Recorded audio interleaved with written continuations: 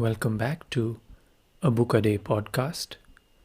As you know, this week we are exploring this book called Our Favorite Indian Stories, and I'm sharing some wonderful short stories with you. And continuing with that, I've got a couple of short stories from Kashmir. They were written in Kashmiri, but obviously translated into English.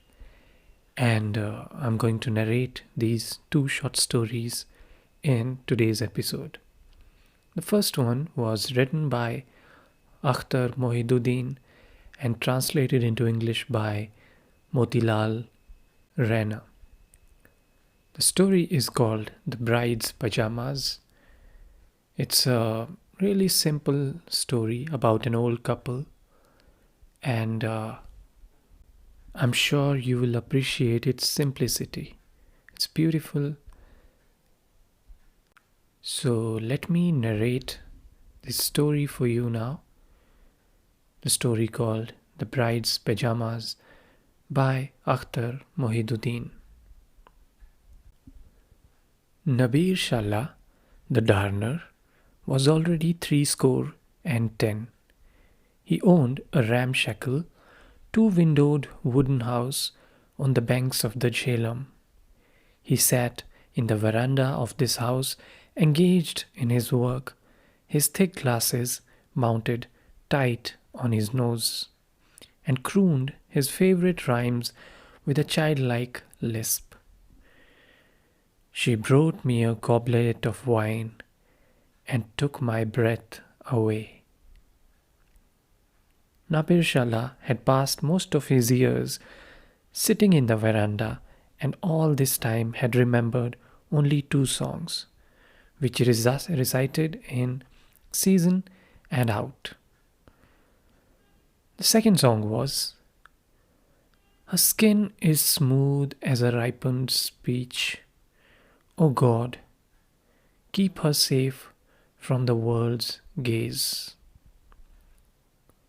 From early childhood, there had been a curious lisp in his speech. With the loss of teeth, it had become more pronounced. The little swath of grey beard shone like snowflakes on his face, as if small tufts of cotton scattered over the garment of Dame Shallah had been glued to his cheeks. In spite of a distinct tremor in his hands, he was able to make a living. Indeed, customers flocked to him, for he was an expert at the job, many times better than most. Nabir Shallah loved his ramshackle house and his wife, Khotan Didi, more than anything else in the world.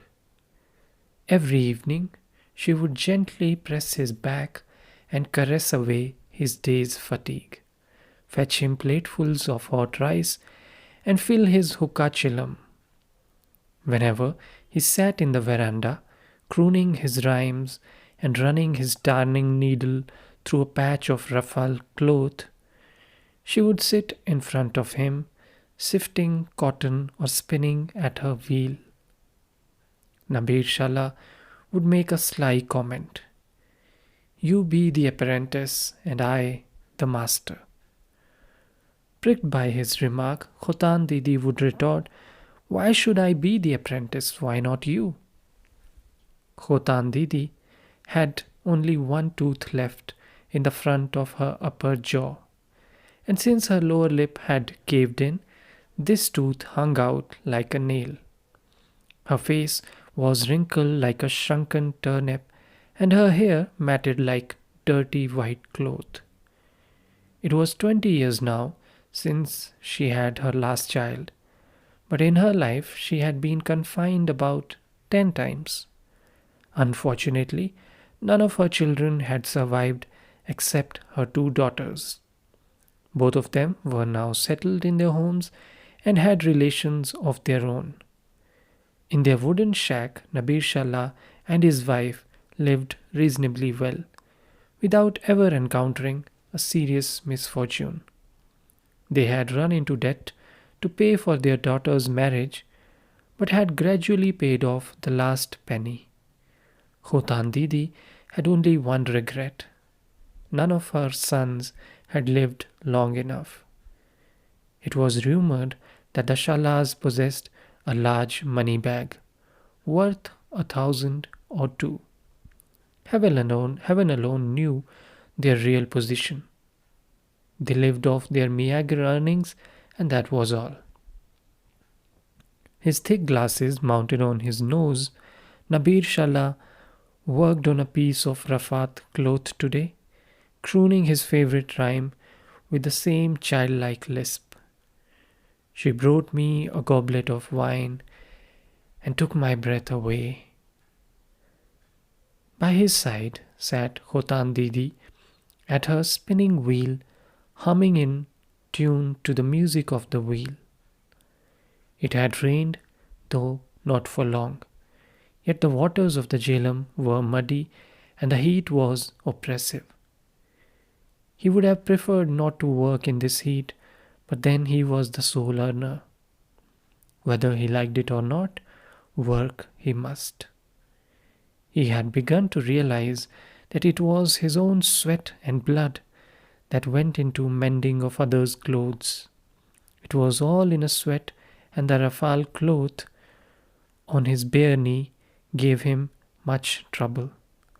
But work he must, and in order to forget his discomfort, he hummed his rhymes while he worked. He finished darning a patch, and in order to cut the cord, cast about in search of his scissors, but they were not to be found anywhere. At last he asked his wife, "Wherever have you put the scissors?" "I put them on the shelf," she replied. "Bring them here, I need them." Khotan Didi had rheumatism in her legs.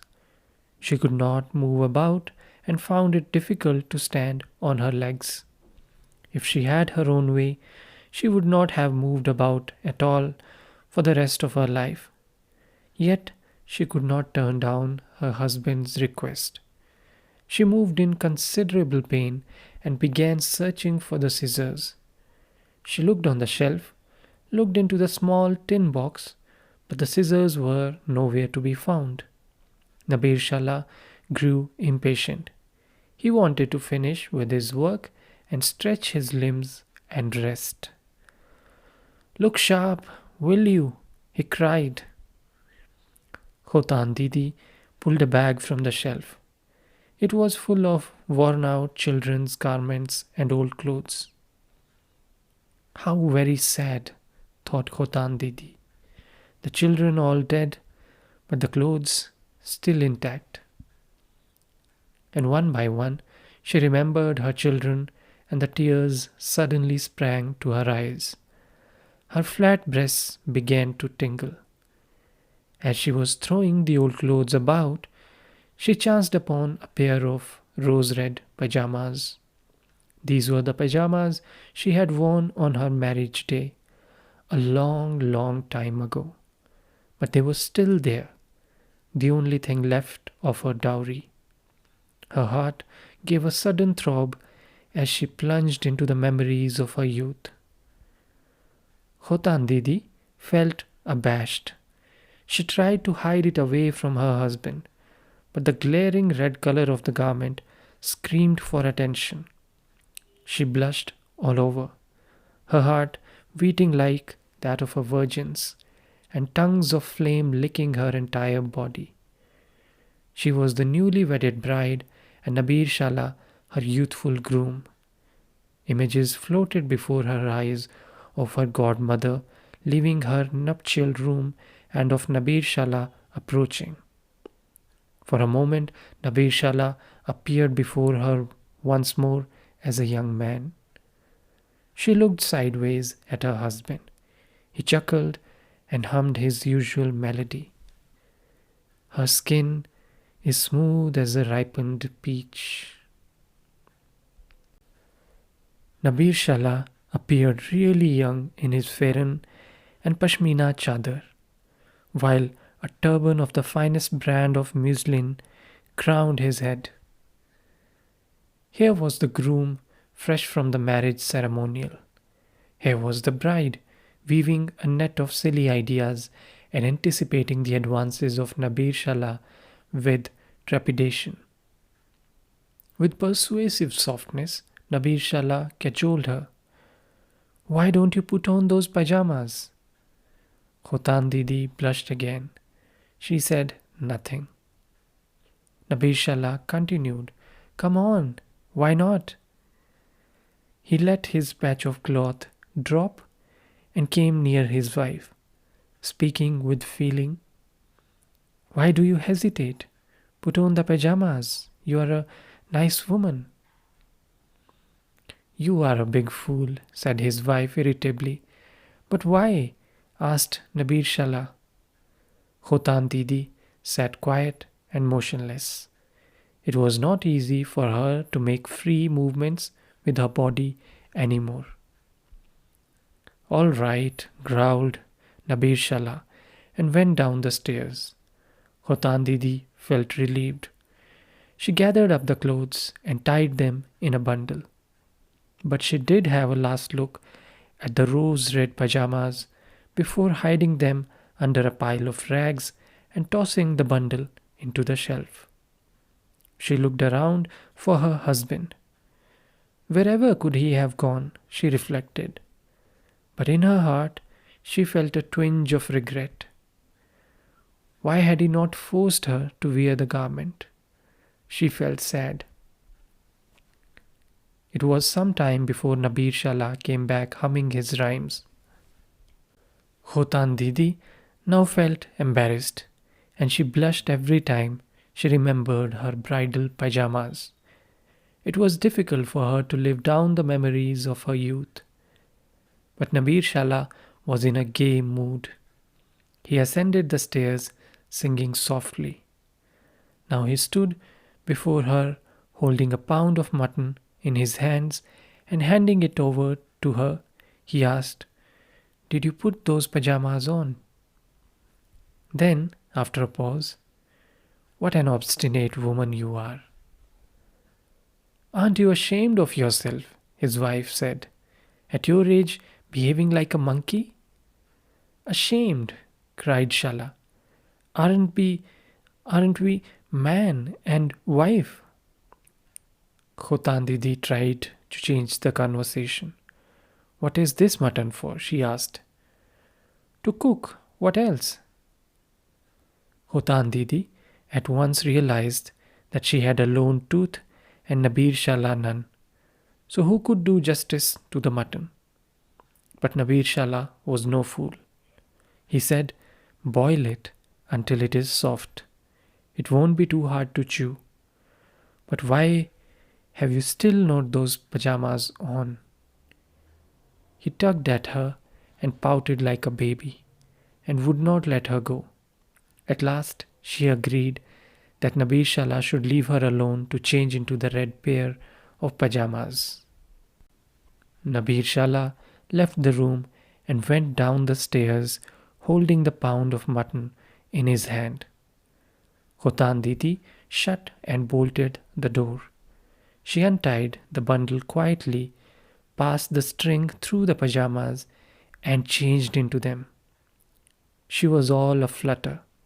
She forgot her rheumatism for the moment and went down, looking forward nervously to her encounter with her husband. Suppose someone saw them. Oh my God! Whatever was he up to at this age? Oh God, what a prospect! With her thoughts all a jumble, she entered the kitchen noiselessly. Nabir Shala had mounted a pot on the hearth to boil the mutton and was sitting, now singing and now blowing into her fire. Khotan Didi would have preferred to have sat down without her husband noticing her, but her foot caught on a mat string and down she came with a thud. Nabir Shala gave a start. He saw Khotan Didi prostrated on the floor and uttered a long frightened cry. But in a moment, Khotan Didi lifted her chin and smiled at her husband. Nabir Shala held her arm and helped her to get up. "You're not hurt, I hope?"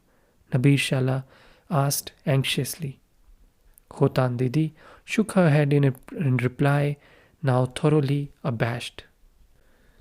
"Well, get up then," Nabir Shala pleaded. Again the same shake of the head in reply. He insisted that Khotan Didi should stand up in her pajamas. She tried to resist, but he was on the war path. He seized her and pulled her up like one possessed and began to tease her amorously like a newlywed. Khotan Didi forgot that she was an aged woman and had grandchildren. Nabir Shala forget that all his teeth had fallen out and that his son-in-law was already an old man. It was a marvelous sight to see Khotan Didi holding her ground and Nabir Shala tugging at her sleeve. Suddenly, there was a knock on the door. Somebody coughed. Nabir Shala hobbled back to his place and sat as if nothing had happened. Khotan Didi was bathed in sweat. The newcomer was none other than their elder son-in-law, who had been watching their amorous antics with a puckered brow. "Salam alaikum," said Nabir Shala. "Please come in." But the son-in-law retraced his steps without saying a word. His face flushed like a red-hot flame. Khotan Didi felt drowned in shame like one caught red-handed. She looked guiltily at her husband, but he suddenly got up saying, "Why do you look so guilty?" "But why? Isn't this our home? And a man is a prince in his home, isn't he?" And so the story ends. As I said, really simple one, funny one, and beautifully captures the old age and the emotions there. So that was one story.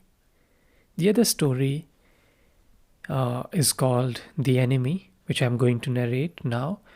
It's written by A.G. Athar. It was translated into English by Nirja Mattu. And this one, as you would expect from a Kashmiri story, has an element of India, Pakistan, politics, all of that. It's a really short one, but I hope you will enjoy this one too. So here we go. The Enemy by A.G. Athar. I walked past the Indian picket. It was about noon. No one was in sight. Perhaps they were fast asleep or relaxing. They could not imagine that any mother's son would dare cross the border in broad daylight. Bathed in sweat, I raced like a train. My brother's face danced before my eyes. The messenger had said that his condition was critical. In that habitation on the Neelam river bank, he could call no one on his own. I lived on the other bank and bore the stamp of India on my brow, while he, right across the narrow river, had Pakistan carved on his. The messenger's words were, "He only mutters your name in delirium." How could I check myself after such news? After all, it was a bond of blood. I had reached the Atmukam bridge. His hut lay on the bank right ahead. It would take me just 5 minutes to get there.